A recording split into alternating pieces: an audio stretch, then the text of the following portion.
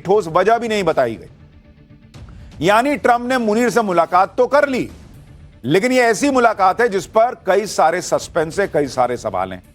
और ऐसा तभी होता है, इतना सस्पेंस तभी होता है जब मामला गड़बड़ होता है, चीजें छिपाई जानी होती हैं। क्योंकि अगर अमेरिकी राष्ट्रपति ट्रंप को सुनेंगे तो वो कह रहे हैं कि उन्होंने मुनीर को इसलिए बुलाया ताकि वो भारत पाकिस्तान का युद्ध रोकने के लिए उनकी भूमिका पर आभार जता सके। तो भाई आभार जताना था तो सबके सामने जता देते ना, बंद कमरे में काहे आभार जता रहे हो? ऐसा कौन सा आभार जता रहे हो जो बंद कमरे में जताया जाता है? खुले में जताओ आभार। लेकिन कहानी कुछ और है जो आज हम आपको पाठशाला में बताएंगे। डोनाल्ड ट्रंप का यह बयान अपने आप में किसी के गले नहीं उतरेगा, क्योंकि अगर आभारी जताना था तो फिर मुलाकात बंद कमरे में क्यों की, प्रेस मौजूद क्यों नहीं था? आभारी जताना था तो फिर पाकिस्तान के प्रधानमंत्री को बुलाना चाहिए था, शहबाज और मुनीर दोनों को बुला लेते। आभारी जताना था तो जो मीटिंग 1 घंटे की वो 2 घंटे तक कैसी चली, जैसे पाकिस्तान की सेना दावा कर रही है? क्या आप ये मानेंगे कि अमेरिका के राष्ट्रपति ट्रंप के पास इतना टाइम है कि वो मुनीर जैसे 2 कौड़ी के फील्ड मार्शल को 2 घंटे आभार देने में जता दे? 2 घंटे थैंक यू बोल रहे थे। ये सब बातें बताती हैं कि ट्रंप और मुनीर मिले तो हैं, लेकिन मुलाकात में कुछ ऐसा हुआ है जो दोनों साइड खुलकर बता नहीं रहे या बता पा नहीं रहे। लेकिन हम बताएंगे ना, आपको खुल के बताएंगे कि दोनों ने अपने अपने देश का सौदा कर दिया है। बहुत सारे सवाल उठ रहे हैं इन दोनों के ऊपर। इधर भारत में तो इस मुलाकात को लेकर अलग ही बवाल खड़ा हो गया। भारत में इंडी गठबंधन हमेशा की तरह बिना कुछ जाने समझे पीएम मोदी पर आग बरसा रहा है।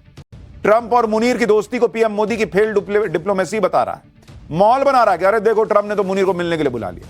भाई ट्रंप ने तो जेलेंस्की को भी मिलने के लिए बुलाया था, लेकिन क्या हुआ? उसे बुरी तरह बेइज्जत किया। मतलब अब ट्रंप ये कौन सा बच्चों का चल रहा है कि मेरे से दोस्त, मेरा हम दोनों जो हैं वो दोस्त हैं, उससे कट टिस, अब तुम नहीं मिलोगे, उसके साथ नहीं खेलो। ऐसा होता है क्या? मुनीर को ट्रंप ने बंद कमरे में लंच खिलाया या लात, इसे समझने की जरूरत है। पाठशाला में आज हम इसी का चैप्टर सबसे पहले खोल रहे हैं। आपको बताऊंगा कि क्या ट्रंप ने ईरान की वजह से मुनीर से बात की है? क्या इस मुलाकात के पीछे भारत पाकिस्तान का मुद्दा था? क्या इस मुलाकात के पीछे ट्रंप के परिवार का बिजनेस है? भारत में ट्रंप और मुनीर की मुलाकात को लेकर क्या कहा जा रहा है, ये सब आज आपको डिटेल से बताऊंगा। लेकिन पूरा विवाद कैसे बढ़ गया है भारत में, इसकी एक झलक देखिए। I wanted to thank him for not going into the war, just, ending the war.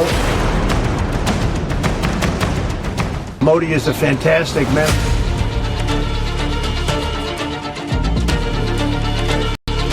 जैसे प्रेसिडेंट ट्रंप और सत्ता में बदलाव चाहता है, हिंदुस्तान में यही इरादा है। पाकिस्तान जैसा फेल्ड स्टेट गौरव बता रहा है उनकी सेना का, और हमारी सेना के सीडीएस का कहीं कोई पता नहीं है।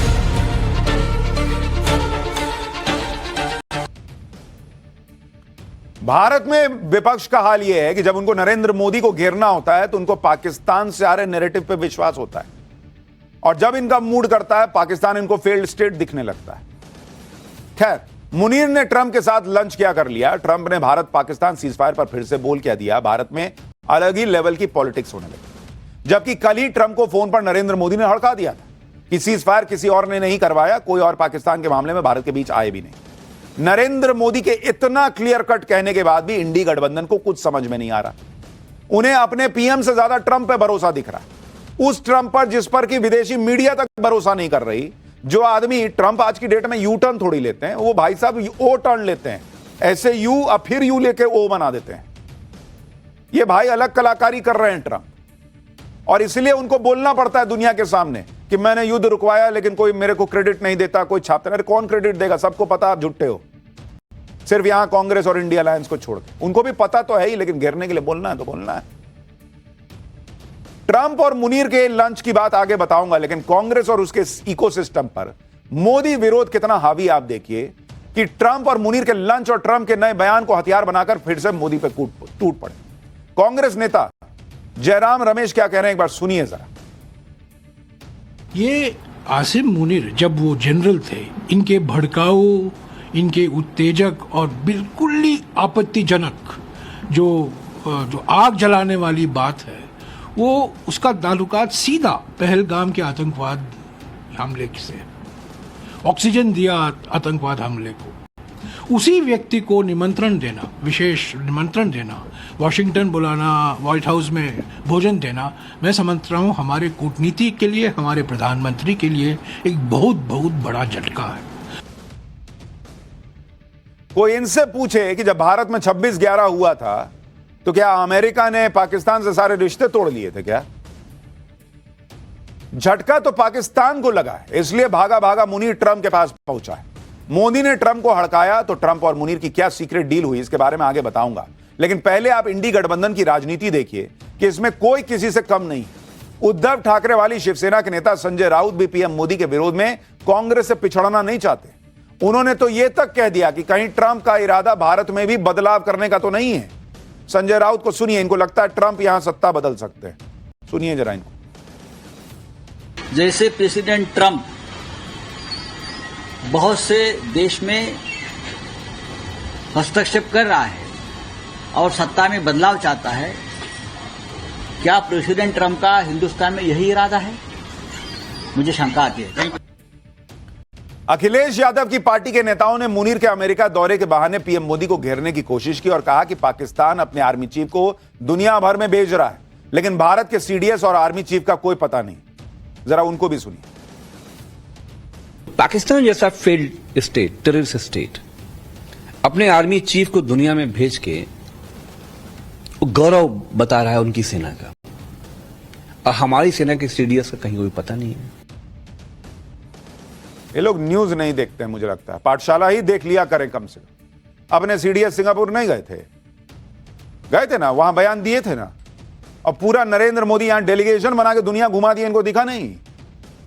इंडी गठबंधन में जिसका जो मन आता है ना वो कह देता है, किसी को हवा भी नहीं है कि आखिर चल क्या रहा है।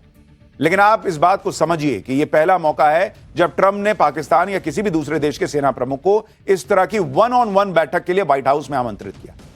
अक्सर ऐसी मुलाकात रक्षा मंत्री या दूसरे अधिकारी करते हैं, लेकिन अगर ट्रंप मुनीर के साथ लंच कर रहे हैं तो इसका सीधा मतलब है कि ट्रंप को मुनीर से कोई तो बड़ा काम है, क्योंकि बिना मतलब के ट्रंप मुनीर को लंच क्या पानी ना पूछे, खड़ा कर दे पीछे के जग, उधर देखो चापाकल होगा वहां पी ले। अच्छा वो कहेगा अमेरिका में सर चापाकल तो होता नहीं है, हैंडपंप, बोले खोदो निकालो। अब सवाल यह है कि यह बड़ा काम है क्या जिसके लिए ट्रंप जो है वो मुनीर को बैठा लिया टेबल पर सामने। नहीं तो मुनीर की औकात यह है कि ट्रंप बोलेगा नीचे बैठ के खाओ।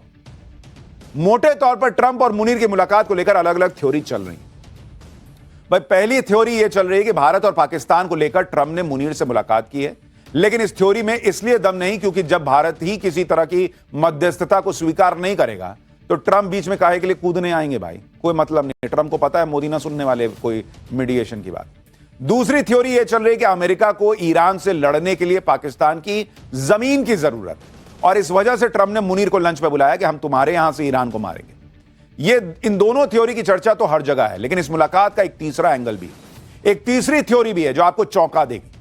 तीसरी थ्योरी यह है कि कहीं ट्रंप ने अपने परिवार की कंपनी के बिजनेस की वजह से तो मुनीर से मुलाकात नहीं की। अब ट्रंप का कौन सा ऐसा बिजनेस है परिवार का जिसके लिए मुनीर की जरूरत है, इसकी परतें आगे खोलूंगा। लेकिन पहले बात ईरान थ्योरी।